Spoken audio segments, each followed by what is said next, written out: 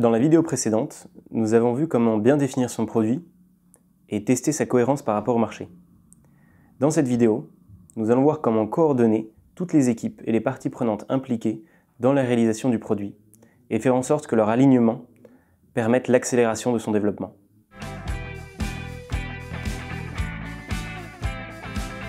Au premier abord, il y a des acteurs qui sont faciles à identifier. Développeurs, designers, experts métiers.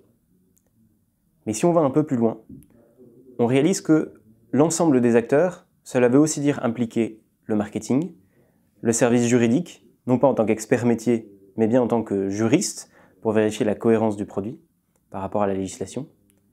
Et dans certains cas, faire intervenir des experts technologiques beaucoup plus pointus, data scientists, experts en base de données, experts en traitement automatique du langage naturel. L'ensemble de ces acteurs ne communiquent pas forcément de la même manière. Un designer ne va pas voir le problème sous le même angle qu'un développeur. Un expert métier ne va pas forcément voir les choses de la même manière qu'une personne qui est en charge de la communication. Le rôle du product manager est donc de faire en sorte de créer un langage commun et de maintenir cette vision commune pour que tous ces acteurs puissent communiquer et travailler sur le même produit de manière efficace. L'idéal, c'est de concevoir le produit avec des petites équipes qui portent en elles déjà toutes les compétences nécessaires pour concevoir le produit. Cela permet une plus grande agilité, mais aussi facilite l'alignement entre tous les acteurs. Si la vision est comprise au sein d'une petite équipe, elle est plus simple à confronter à la réalité et à valider et à faire évoluer. Par exemple, si on fait une expérience avec un prototype auprès d'utilisateurs finaux, il est plus simple de transmettre les retours de cette expérience à des gens d'une même équipe que à faire passer ces retours à une équipe d'un service différent qui fonctionne avec un rythme différent et des outils différents.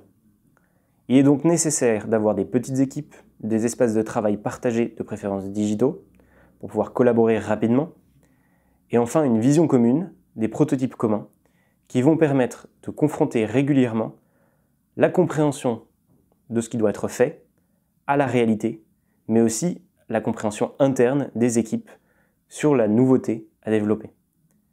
Cela implique donc un travail très régulier de documentation et de mise à jour de tous les outils qui servent au travail commun. L'efficacité commence par une priorisation et une concentration forte. La priorisation est nécessaire puisqu'elle permet de répondre à la complexité engendrée par la création d'un nouveau produit. Quand on conçoit un nouveau produit, de nombreuses idées fleurissent, de nombreux retours utilisateurs viennent chahuter la manière dont le développement est fait. Cela veut donc dire qu'il faut très régulièrement s'asseoir autour de la table et se dire toutes ces nouvelles idées, toutes ces nouvelles fonctionnalités, tous ces retours, dans quel ordre faut-il les prendre? Et cette priorisation est absolument nécessaire puisque des équipes de développeurs et de designers, ou même d'experts métiers, si on leur demande régulièrement de changer le focus, changer les choses sur lesquelles elles sont en train de travailler, cela va réduire leur productivité et donc poser des problèmes dans le temps et causer des retards. Le rôle du product manager est donc aussi d'absorber cette complexité et de traduire pour les équipes qui travaillent sur le produit la vision en une feuille de route extrêmement claire qui va permettre aux développeurs, aux designers et aux experts métiers de concevoir le produit. Chaque nouveauté, chaque blocage, chaque retour client va potentiellement réorienter la manière dont les ressources du projet sont utilisées. Il faut donc aussi avoir un œil en permanence sur cette capacité du projet, sur la capacité des acteurs qui y travaillent, pour pouvoir ajuster en fonction des priorités. Il est donc important que le product manager ait à la fois la vision stratégique de long terme sur ce qui doit être délivré, mais aussi la vision au plus proche de ce qui est fait par les équipes, pour pouvoir éventuellement prendre les décisions et reprioriser les choses qui sont les plus nécessaires.